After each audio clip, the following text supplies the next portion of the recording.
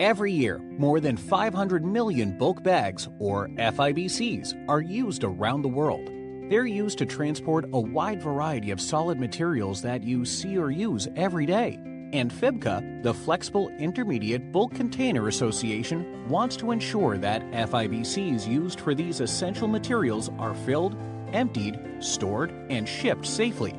To educate the public, FIBC has assembled safe handling guidelines to address some common situations. But you'll still want to consult your FIBC supplier regarding your specific application and handling environment.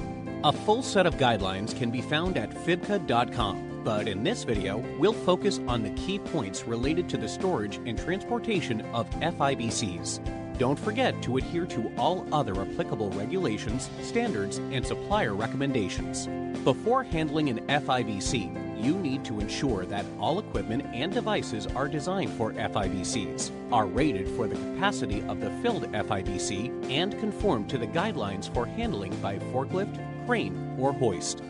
Once you have the right equipment and have reviewed the handling guidelines, you'll need to remember these 6 critical points when storing and transporting FIBCs. 1. Ensure that any pallets used are free of nails or protrusions that could damage the FIBC, and that your pallet is sized so the FIBC doesn't hang over the side, unless it's designed and approved to do so by the manufacturer.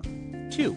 Avoid sudden lifts and stops with your FIBC during transportation. 3. Make sure your FIBCs are secure during transportation. 4. Only stack FIBCs if they are designed to be stacked, you are sure of their stability, and they are stacked using a pyramid or supported method. Pyramid stacking means each bag above the first layer must sit on at least 4 lower bags. Each layer is tiered inwards, forming a pyramid. Supported stacking means bags are stacked against 2 retaining walls of sufficient strength. 5. Never, under any circumstances, approach or repair a damaged FIBC without first removing all FIBCs stacked on top.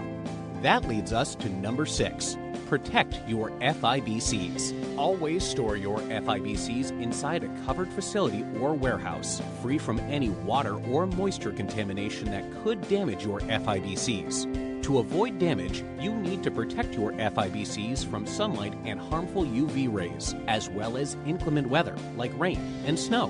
And if they have to be outside, always cover your FIBCs.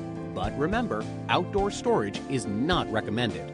Finally, let's review a few important notes on storage and transportation. FIBC doesn't endorse any typical shelf life for an FIBC.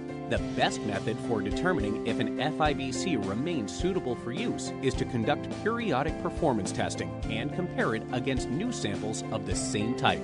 It's also important to remember that some static protective FIBCs and liners have a reduced shelf life and can even be more sensitive to environmental hazards. Be sure to get advice from the manufacturer or supplier on the best storage methods and any shelf life limitations